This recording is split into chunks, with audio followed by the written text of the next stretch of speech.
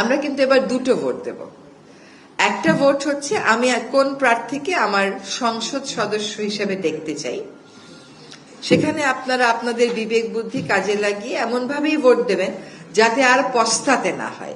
আমরাই ভোট দিই, আমরাই আবার বলি নেতারা ভালো না, এটা হইতে পারবে না। আমরা ভালো নেতা দেখে যেন ভোট দিই। প্রথম নির্বাচনটা সম্পর্কে, সাধারণ নির্বাচন সম্পর্কে আমাদের এটাই থাকবে আপনাদের কাছে আবেদন। দ্বিতীয়, ওই একই দিনে যে দ্বিতীয় ভোটটা দেবেন সেটা হচ্ছে গণভোট। এটা হচ্ছে বাংলাদেশের ক্ষমতার যে ভারটা আছে সেই ভারটাকে শাসক গোষ্ঠীর থেকে জনগণের দিকে বাঁক খাওয়ানোর একটা সিদ্ধান্তের সময়।